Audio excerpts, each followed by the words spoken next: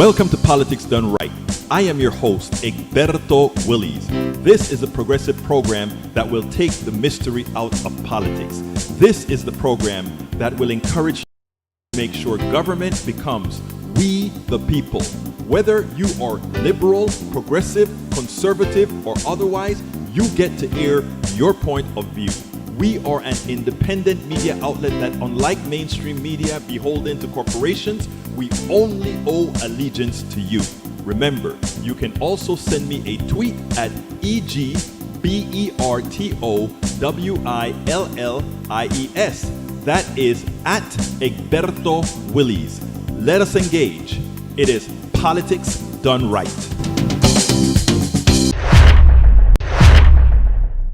Well, folks, welcome to one more edition of Politics Done Right. I'm Egberto Willies, your host. Thank you so kindly for being a part of the show. We are going to have a great show for you today. Hopefully, our mic's working. We still have some work to do because there's some little kinds of things that are happening to my system. I don't know. Is the CIA or the FBI or who knows getting in? AVQ says the mic is good. Hooray, hooray, hooray. Anyway, welcome aboard. Let's see who came in first today. Who came in first today? AVQ, of course. El Señor from Brooklyn, Rodden. We also have in the house Patrick Magner, número dos. ¿Cómo estás, Patricio? Is in from Houston, Texas. So we got Brooklyn, Houston. Then we got on the East Coast now, Yvette Avery Herod, Atlanta, Georgia. We've got Joe on the Pacific Coast, Los Angeles, California. We have, of course, Eric in Texas, and La Profesora is in the house, Jacqueline Campisti. How you doing, Jacqueline? And, of course, the guy who flies those big birds, John Carter. How you doing, John? Great to see you here, my dear brother. Let's see. Howdy, Egberto. Nice day here in Kingwood. Well, except for the fascist part. Well, we're going to take care of that. We're going to take care of that. And, of course, we got Lee the Bearcat, our leading MAGA in the house thus far.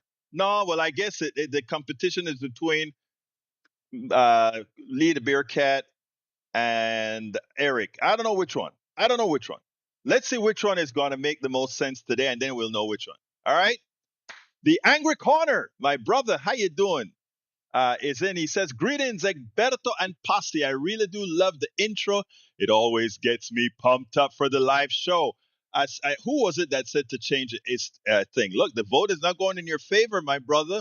I love you, but the vote is not going in your favor. Paul Fleming from Powder Springs, Georgia. How you doing, my brother? Great to see you here. Para ver. I used to be Bill Maher intro before he came a right-wing. I hear you, buddy. I don't like he's changed. I don't know what. I think it's all money, right? It all breaks down to money. Patrick says, if I'm number two, that means I am the SHI.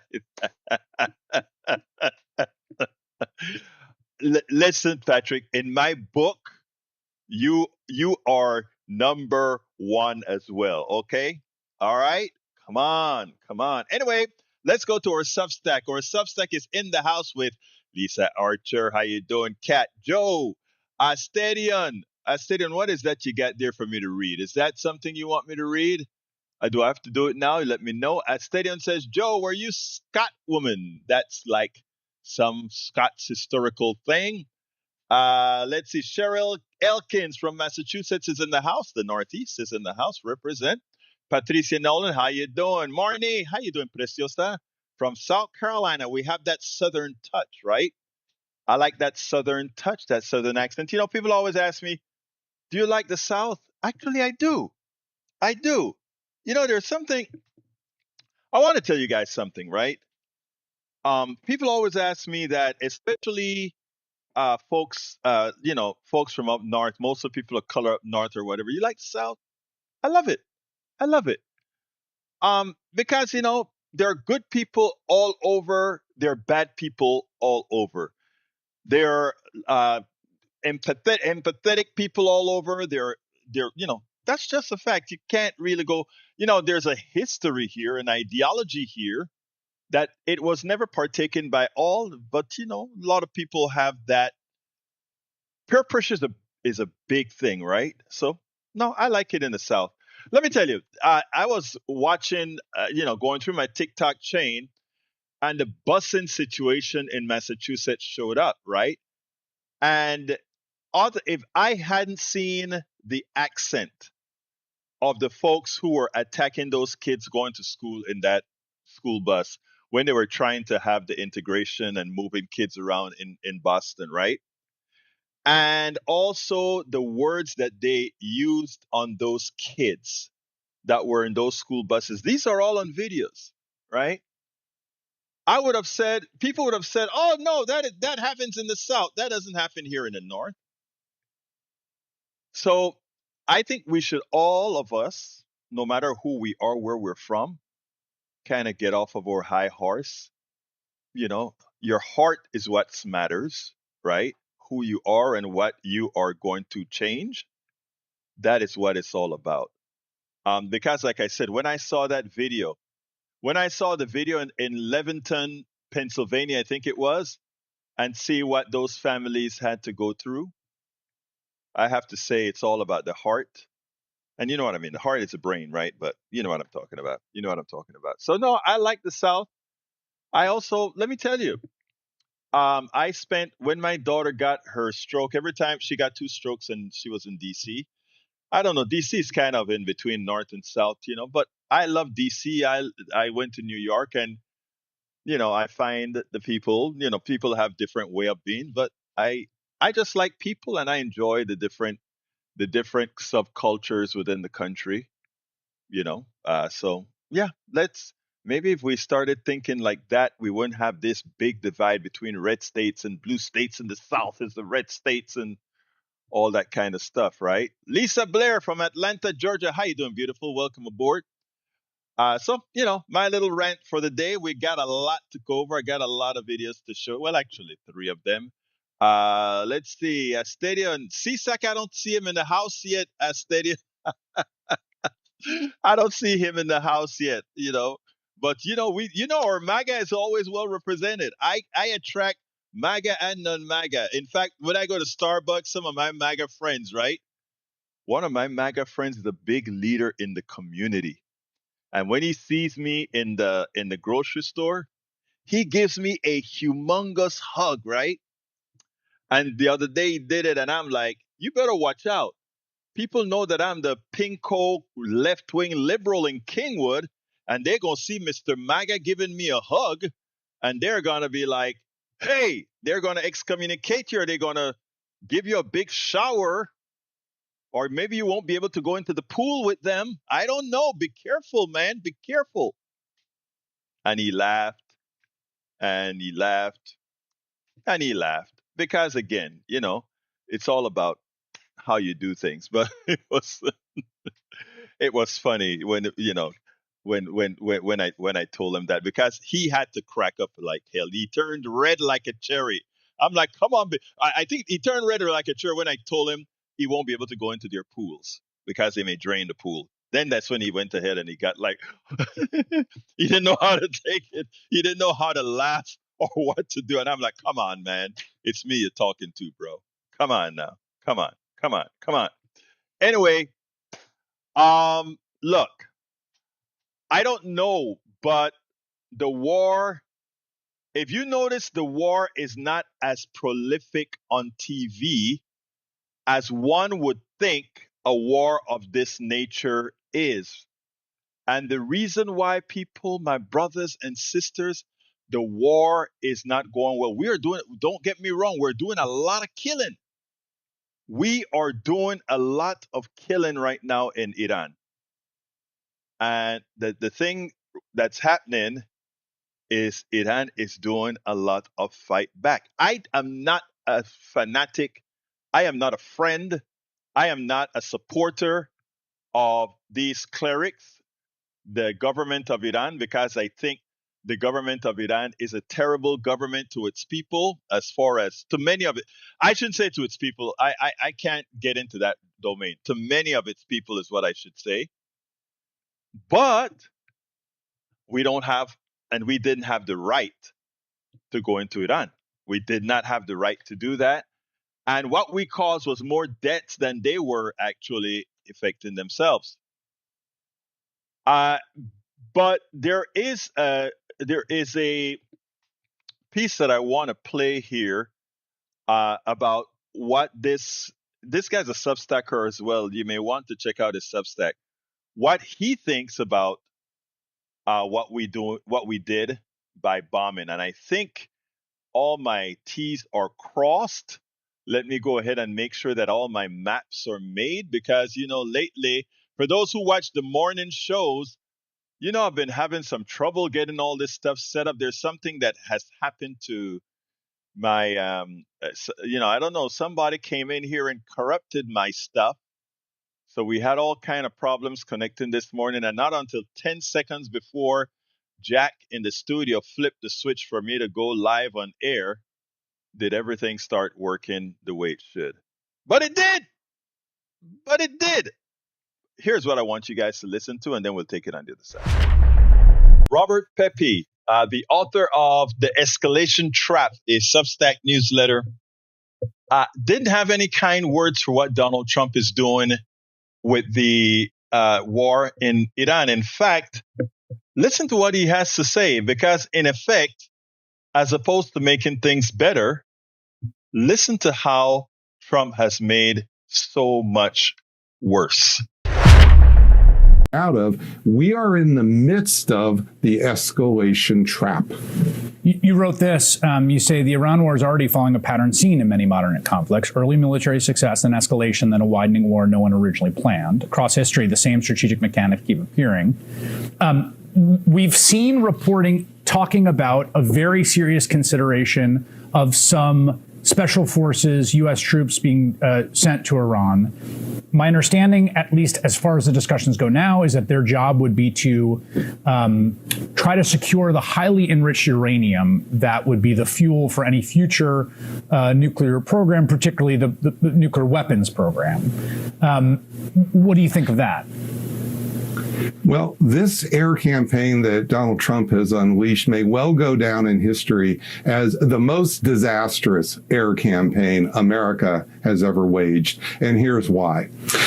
The whole issue for 20 years, I've been modeling the bombing of Iran and its consequences for 20 years. And what has the whole issue been about for all this time? The enriched uranium. Right. What did Donald Trump do last June?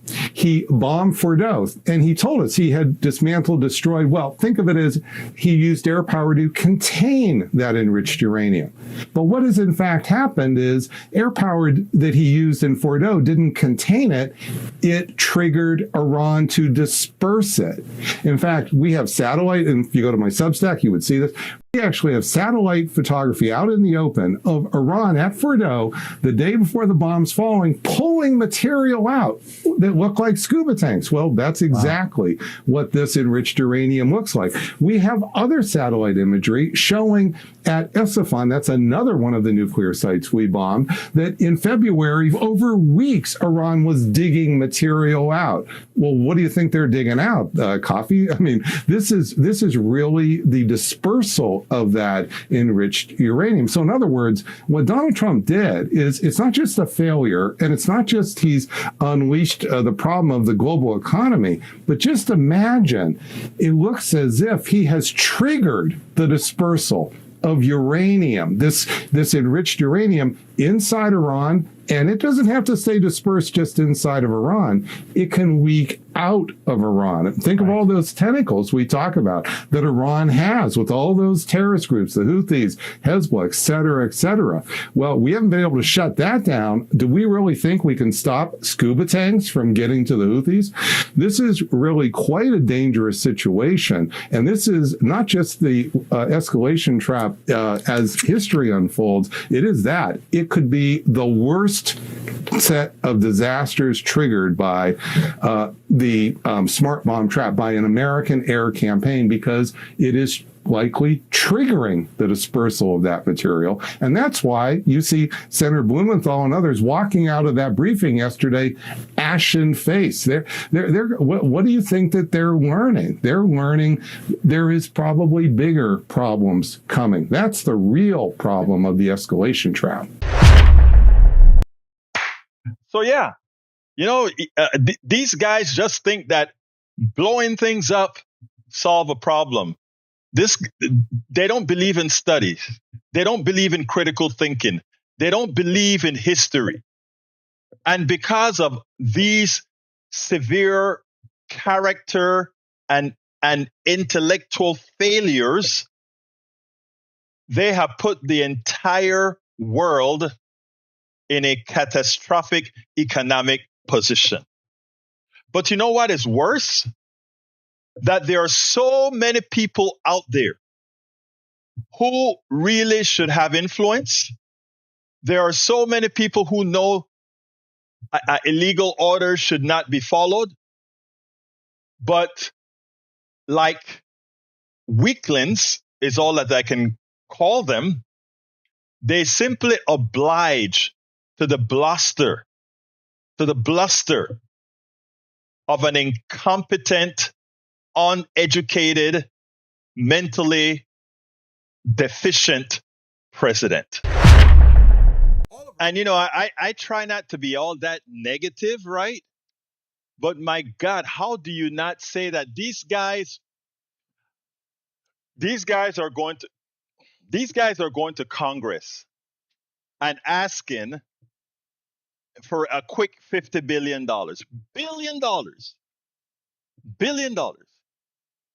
It would have cost $33 billion per year to subsidize the health insurance for the 20 something million people that are losing their health insurance because of the great, big, beautiful bill. 33 billion. We're not only asking for 50 billion dollars in the short term to keep this fiasco going.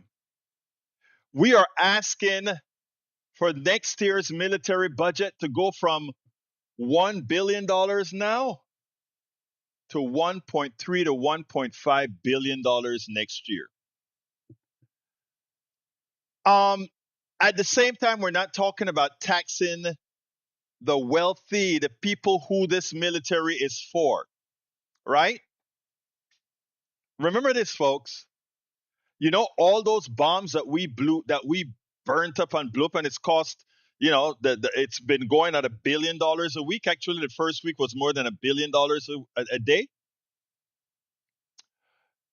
All that equipment that's been blown up, the bombs, the $4 million per missile that was going to hit out a $20,000 drone, all of that has to be replaced, right?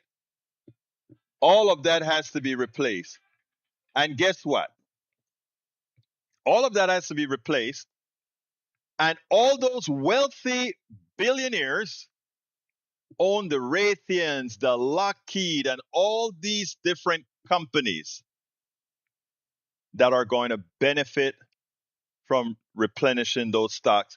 And at the same time, as they get the windfall from that mass building of military equipment, as they profit from all of that, they don't want to pay more taxes that it's going to take to do so.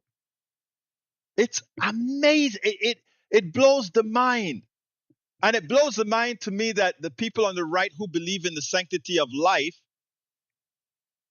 support the sanctity of death, as they have no problem paying for these bombs, bombing Gaza, bombing Iran, bombing Nigeria, bombing boats in the middle of the Pacific and the Atlantic. No problem there. But they have a problem. They have a problem feeding the hungry. You know, just before I came on, I was scrolling through TikTok. I like to do a little bit of TikTok scroll, kind of keep you knowing what's, popular culture, what's going on. And this young lady talked about growing up in the church, going to church schools and everything from elementary right up to college. And then she started reading Bible verses about how to treat the sick, how to treat the the foreigner and all of that. And when you read all of that out of the book that these guys want to plaster the 10 Commandments in school because they want you to live a biblical life. And when you watch, right? When you watch and compare this woman who grew up in a church and she goes over and then she says, how, this is not what these people, this is not what these people are living. And, I don't blame the individual church goer, right? Because, any of you who goes to a church, I don't do the church thing. My wife is a deacon in the church. My daughter goes to the church sometimes. So my wife goes to the church every time she feels good enough to go, healthy enough to go to church. She'll go and do her deacon duties, right?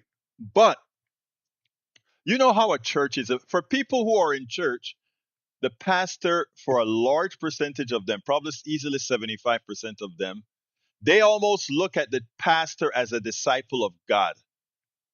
And they follow what that pastor has to say.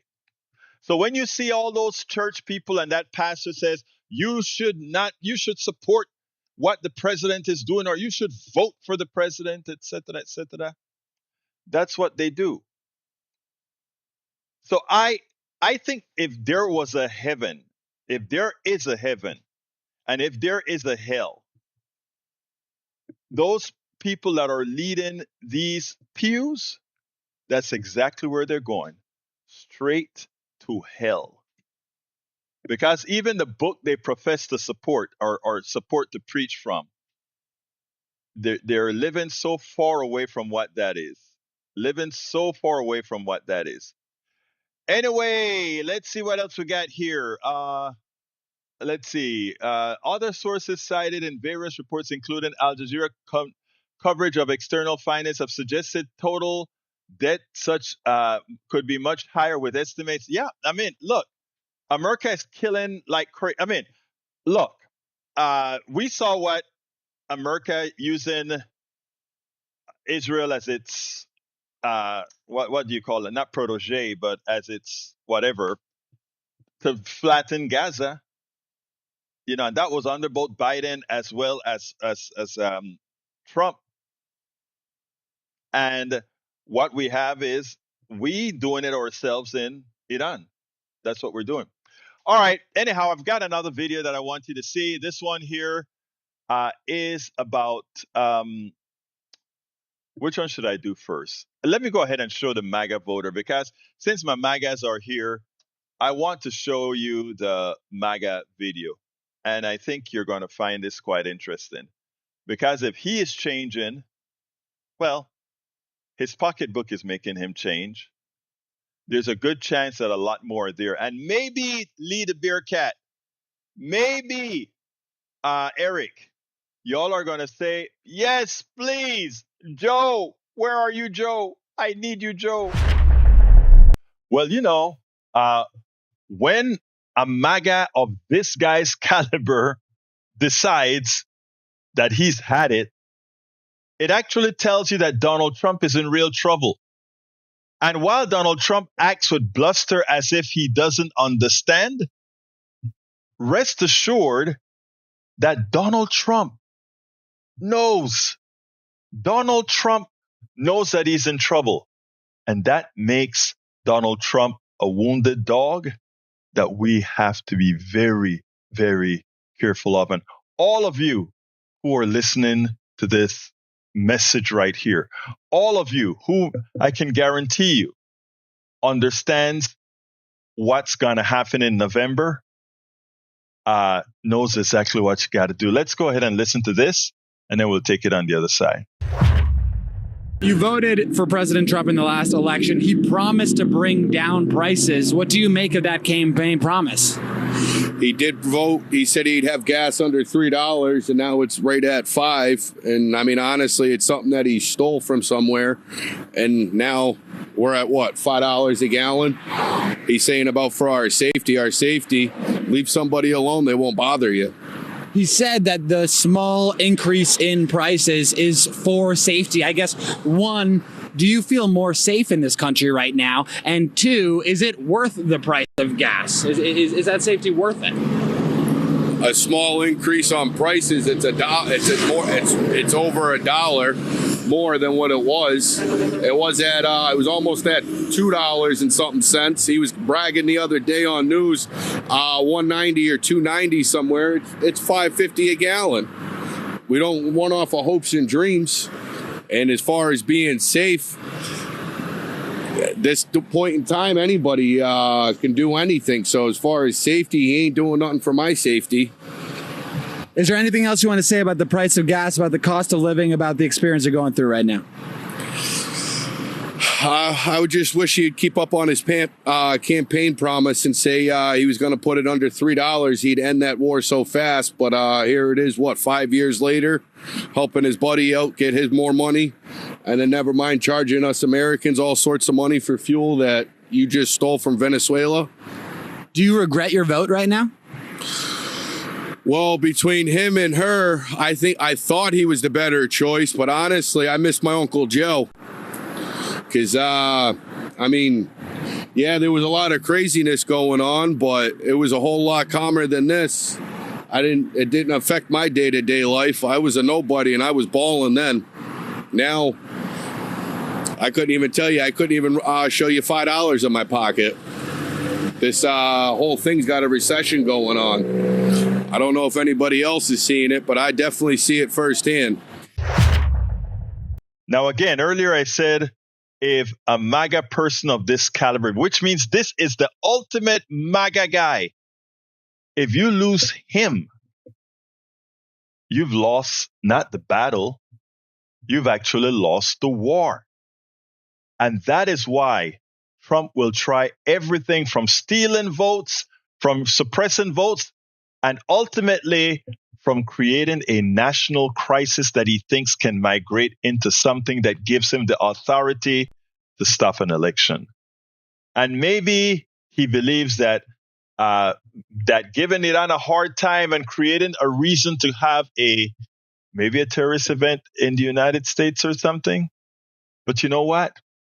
Not even the Civil War could stop voting back in the 1800s.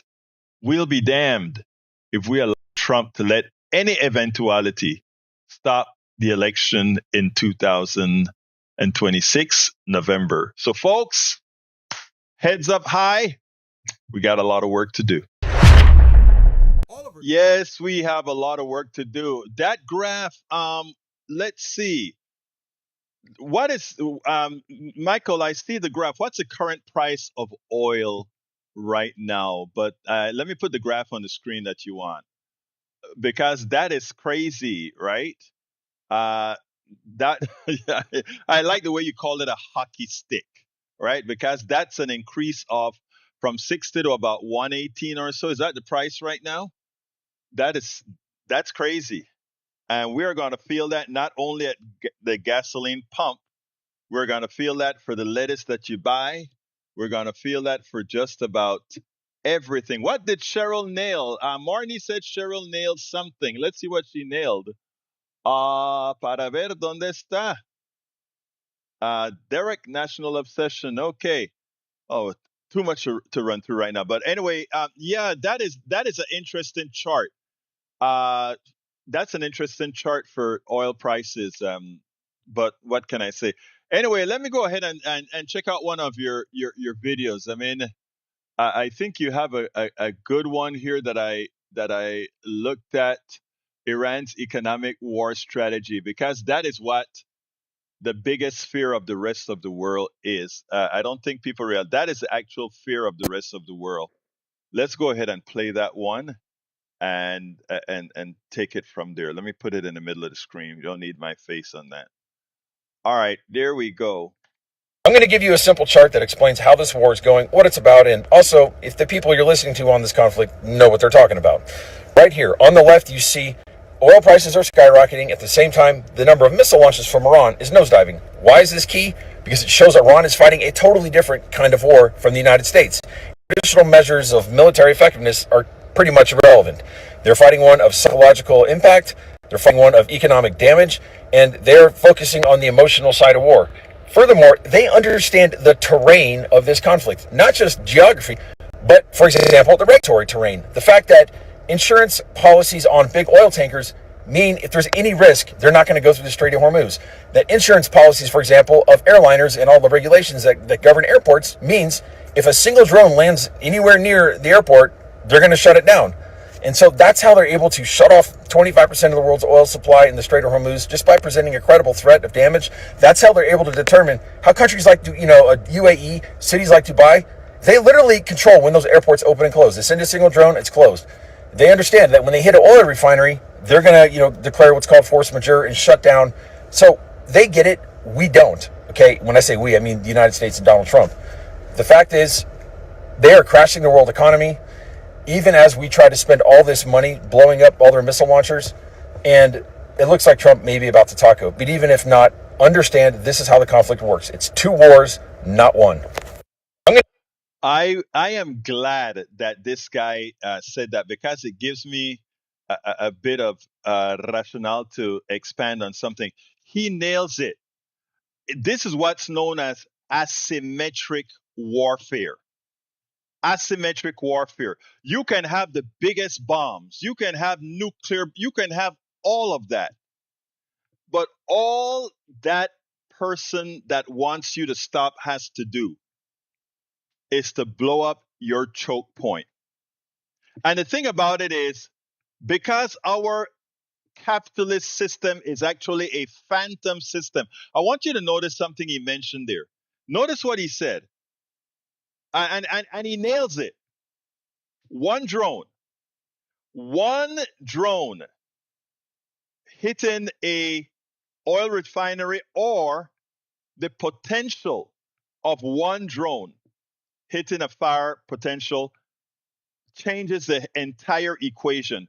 Force majeure can be called on every contract, on every insurance policy, which means you have paid a ton of money for insurance for a boat, for a plane, for something, and that insurance company immediately looks at you and says,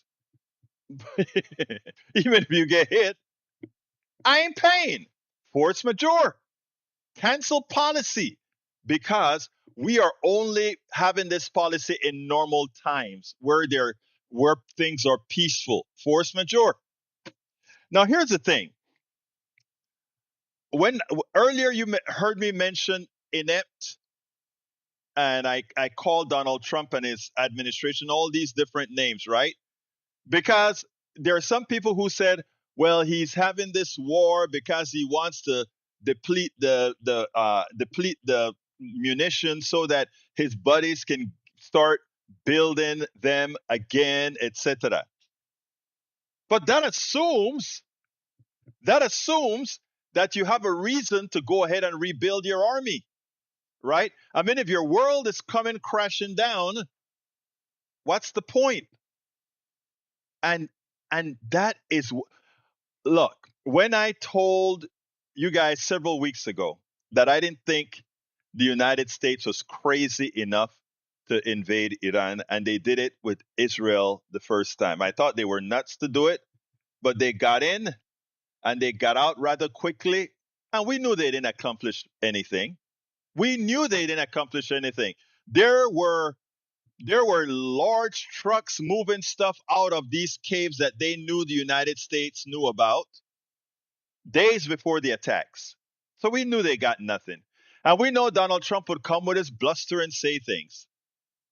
But that then, juntado con Israel, along with Israel, they go ahead and have a major attack like this. What did they think was going to happen? I mean, do they not understand that Bush, Obama, all these guys understood the power that the United States has? We have the best equipment, right? But a choke point in our very sophisticated equipment is the amount of them that we can deploy. And when you can build 100,000 drones, you can't build enough sophisticated guidance systems to knock swarms out. Some get through. It didn't take rocket science. to figure this stuff out. But again, look at who MAGA elected. MAGA, well, I guess they were looking in the mirror, guys. Okay, come on now, let's be honest, right? They were looking in the mirror because these are the guys that say, I don't speak Spanish. I speak American." That's the kind of people we elected. I speak American. I always wondered about, if I'm at a store and I'm speaking Spanish to the cashier, right? I remember being at the store speaking Spanish to the cashier. And this guy, this America, speak English. I had to look around one time and I said, you know how silly that sounds? Don't you know it's a better America if we are multilingual? I am embarrassed that I only know two languages. I am embarrassed that I only know two languages. I would love to know another. I started to learn Chinese, which is the next language I probably should learn, you know. But all I know how to say in Chinese is ni hao, shukar. And no, shukar is actually Iranian, is Persian. That's sugar for Persian. But I wish I had known other languages, but these are the times now that we have tools that can help us do that. But anyhow, let's see. Patrick says, yes, you have to get wartime policy written. I think that each tanker pays 250K to 1.5 million per one-way trip. Amazing. I thought that sounded cheap to me. LOL, you are using terms like think and understand with this administration. You know better. Leader Bearcat says, was it prior administration that helped Iran build up weapons with giving them billions? No. And that's the thing. We are so into ourselves that we think the rest of the world depend on us to be able to make every move that they make. I wish more people would go to Shanghai. I wish more people would go to Taipei. I wish more people would go to Tokyo. I wish more people would go to Istanbul. Look, let me tell you, I've been to several cities in Asia, right? And we try to make it look like these are backward places. And go to Shanghai, go to Sindhu, go to these places. And if you want to see what a high technology world looks like, and then go to New York City and see the difference. Um, I don't.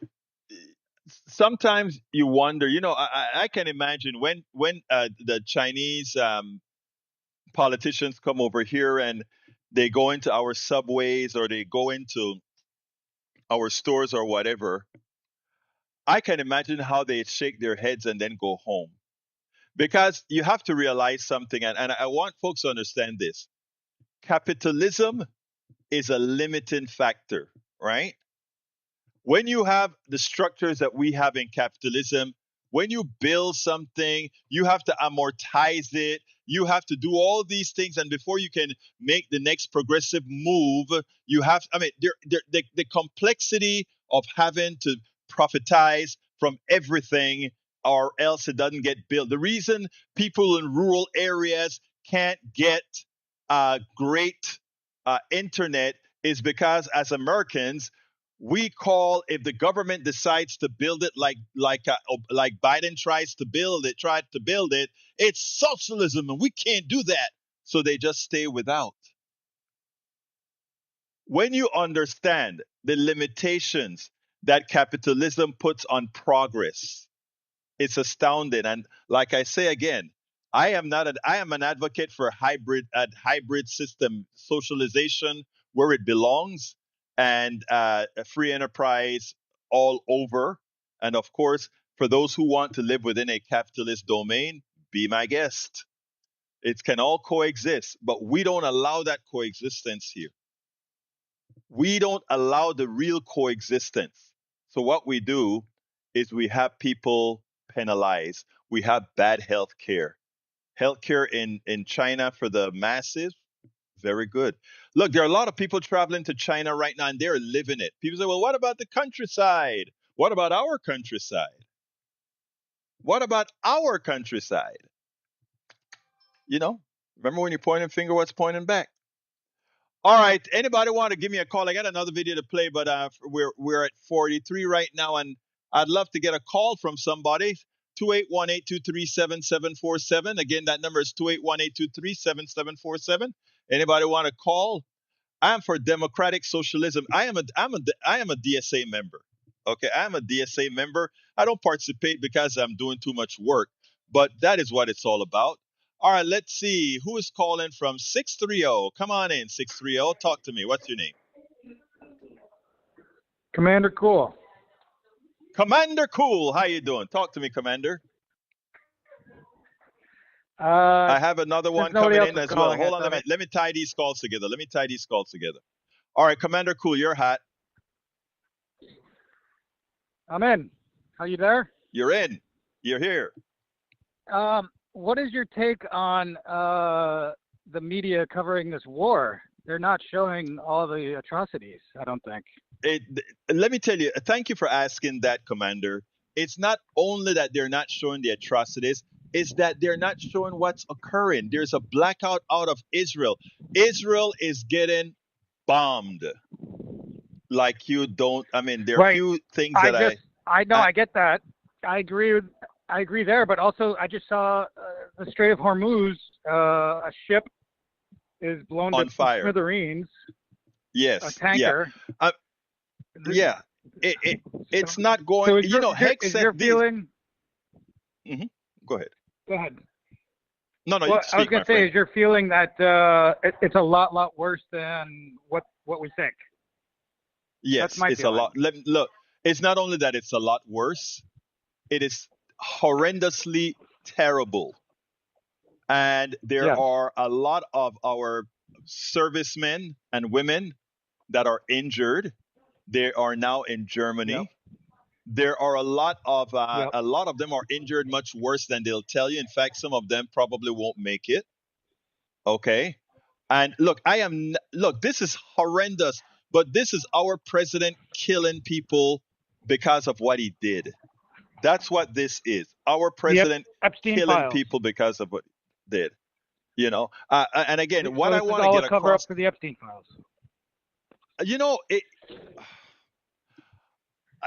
if this is a cover up, let me say this, Commander. If this is a cover up for the Epstein file, talking about evil, and I don't doubt that the guy is evil, but I want to believe that this is a neocon. This is more a neocon operation because of a weak president, that he sees it as a cover up for the Epstein files, but those who are really running America does not, or do not. Well, Okay, so I think it's who do you think is really running America?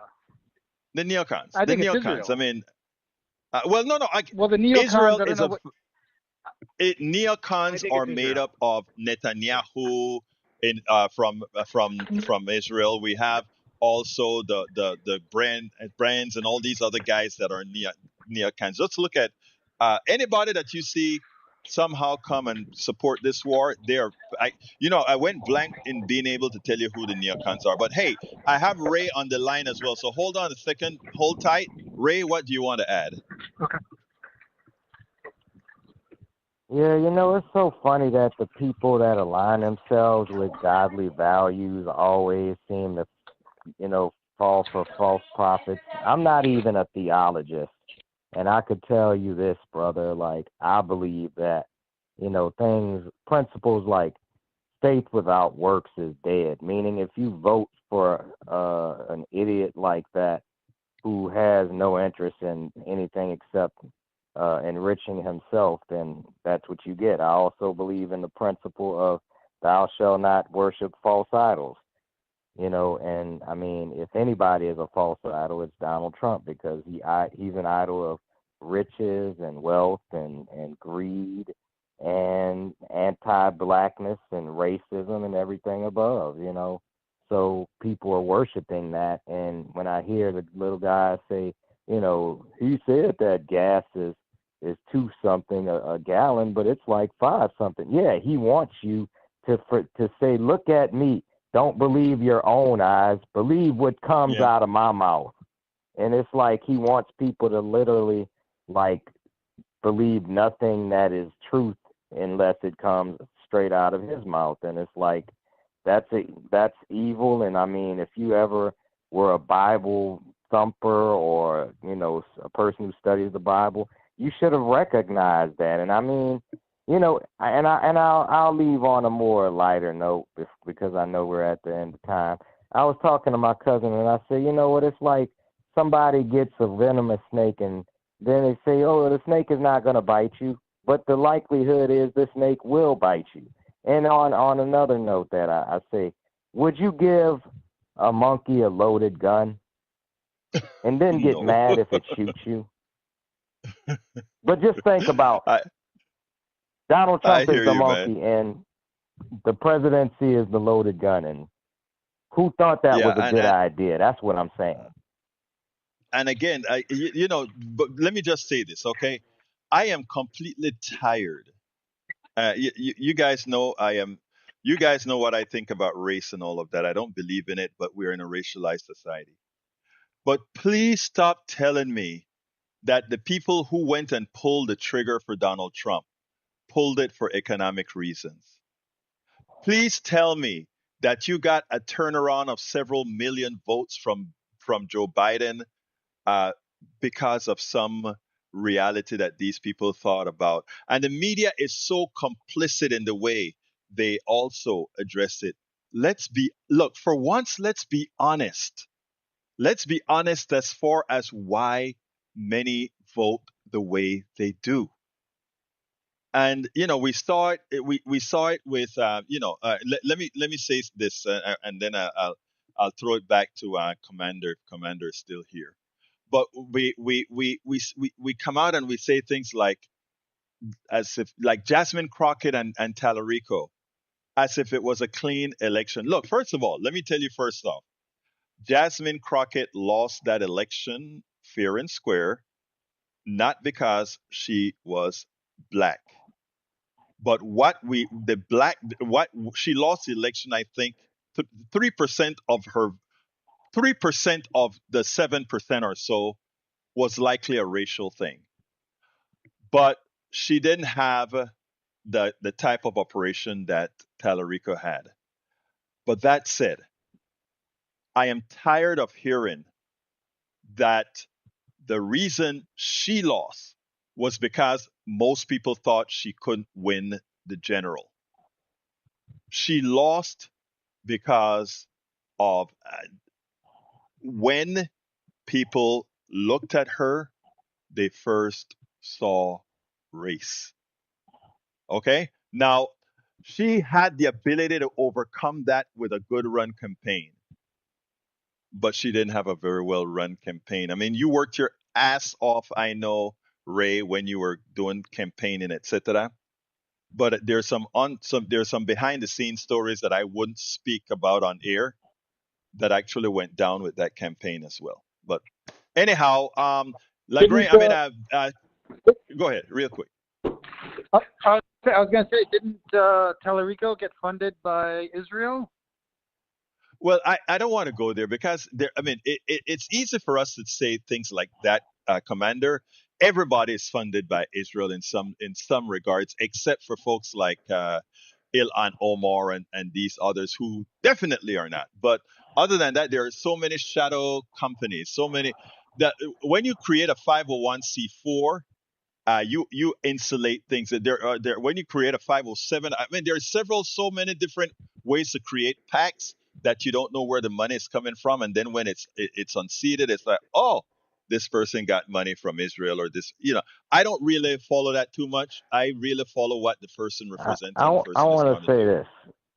Yes.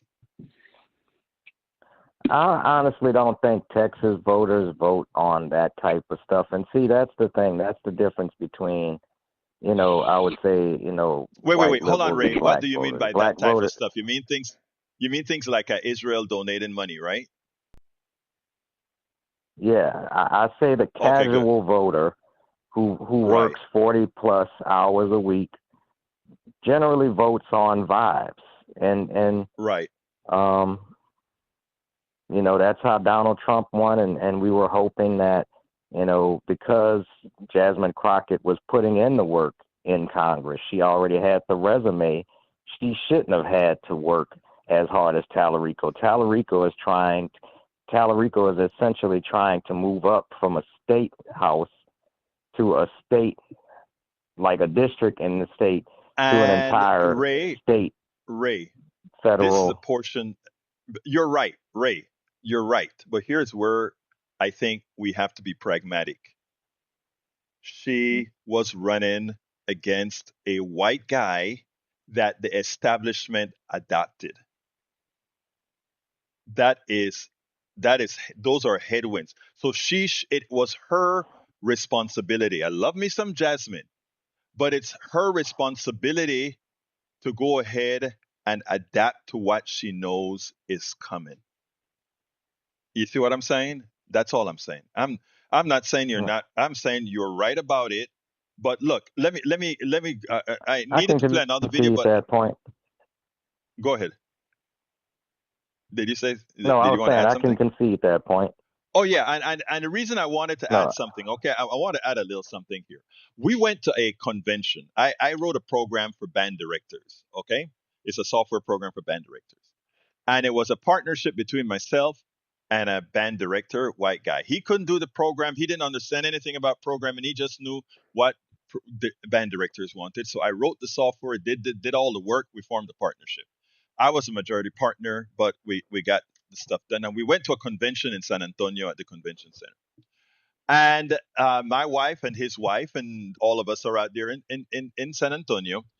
And I am, behind the computer doing a few things. And when he's talking to different band directors, he's talking about all the things that he did. And then he called me his employee, right? And my wife got okay. pissed off and crazy, and she was mad. She came to me, "You have to do something about that." And I said, "It's a game. Uh, if to sell to these band directors, he doesn't feel saying I'm his partner because we know it, 15, 20 years ago, it was probably about 20 years ago, what things would have been like. It would have changed possibility of sales. Hey, I'm his employee. It's about the green." Um, Jasmine is a woman enough to know what she has had coming, and you have to play the game until we change the game, and we will change the game eventually. But you play the game until you change the game. Anything else? Either one of you, Ray or uh, Captain or General or Commander. Comrades. All right, comrade. Ray, anything else you want to add, my brother? Yeah, we gotta roll Hot Wheels out of the governor's house. That's it. Behave yourself, Ray. Behave yourself. Anyway, let's get out of here. Thank you, guys. I'm going to hang up the phone on this, and I was being I nice. don't have enough time. Okay. Okay, I know you're being. Trust me, I know you're Egberto, being nice. Yeah. Uh oh. I'm sorry. I hung up. I hung up. Sorry about that. Um. Anyway, we've got about 3 minutes to go. We got about 3 minutes to go. Anybody else want to add anything in the chat? Let's see what I got in the chat. The rest. Look, the program. The blog for the program will have the stuff for the video and all that good stuff that I didn't play. But I'll play that other video tomorrow. I'll play the other video tomorrow. But I tell you, I want to give you an update for tomorrow, though. Tell people about the show tomorrow. I have the one and only Les Leopold that I interviewed today. Les Leopold is an economist, a labor organizer, and all of that. Okay, and he's going to talk about how do you get to the working class, right? I saw an article that he wrote. Let me see if Common Dreams still have it up. He wrote at Common Dreams an article about the Democrats. Let's see if Leopold is still there. Yep, he's still there. And the article is titled, and here it goes. Para ver. Let me see if I can put that on the screen. read the article and then prepare for his show tomorrow. Or prepare for tomorrow. I'm going to play him tomorrow. Am I going to play him tomorrow morning? Maybe I'll play him to. I think that it's about a 20-something minute video. I think I'm going to play it tomorrow morning and afternoon. Different programs, but tomorrow morning and afternoon. He wrote the article titled "Why Democrats Are Not Radical Enough." Until left Democrats are willing and able to support meaningful job guarantees, they have little chance of reaching the working people they have lost over the last 40 years of wholesale job destruction. So I called him up and it's like, hey, I mean, not called him up. I didn't have his number then. I have it now, but I sent him a message and say, hey, love your article. I want to talk to you. I want to interview you. And he said, okay, when? I'm like, tomorrow? Said, okay. So I got the interview, and I think you guys are going to like it because it's going to speak to what we need to be talking about. Anyway, we are done with the program for today because I can't get to the last video. No time for the last video. All I can do is ask all of you to please continue to support the program. Those of you who are not yet paid subscribers, I'd like to invite you to support the movement. Remember, you're not just here for this show. You're here for all the other things we do, the blogs that we write, the articles that we write, not only online, but in newspapers and magazines as well. You can, if you look at, I haven't gotten a one in a newspaper in a couple of years or so, but I do publish in the newspaper as well. I do publish every so often. A magazine will pick up something that I do, and that is what we are intending to do, and that is flood the zone with progressive, truthful information to counteract that which is false from the rest. Not from the rest, from the right, is what I really wanted to say. So please support us. The way to support us is to become a paid subscriber of our newsletter. And how do you do that? You can go to politicsdoneright.com/news. I end the program every time with this ask because, again, I hate doing this, and you can ask people when we are fundraising at KPFT. I hate to do it, but we got to do it. Got to survive, right? So please consider becoming a paid subscriber. And you can just, if you're in Substack already, just click the subscribe button. If you're not, politicsdoneright.com/newsletter. I'm putting it in both chats right now, politicsdoneright.com/newsletter. It's not wasted if you see the amount that I get done with your contributions. And by the way, I'm heading off to Philadelphia for Netroots. I'm going to have to raise some money for Netroots, guys. All the charges for Netroots. But again, if you see how your money is spent here compared to what other operations are doing, I am not like, let's say, Don Lemon, who has a staff and operations and they pay salaries and everything to many people. I am going to make a video and walk you through one of my days, okay, on how it works here. Maybe I'll use that as a trigger to say, hey, subscribe and watch the video. I don't know. Maybe I'll try something like that. But anyway, folks, please support the program. I got to get out of here. You can reach me directly, info@politicsdoneright.com, info@politicsdoneright.com. You can get to the newsletter, politicsdoneright.com/newsletter. Love you all from the depths of my heart. My name is Egberto Willies. This is Politics Done Right. And you guys know how I end this program every single time. I am what? Out!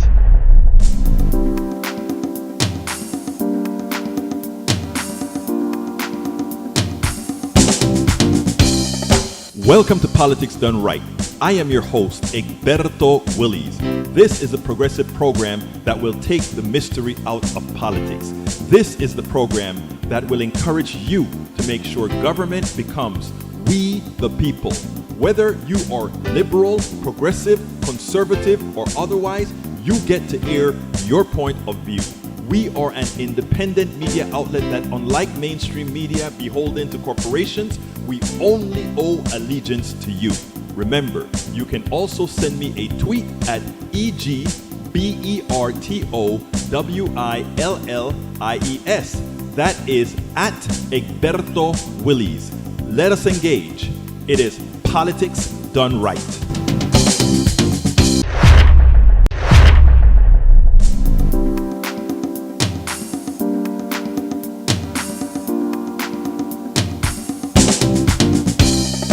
Welcome to Politics Done Right. I am your host, Egberto Willies. This is a progressive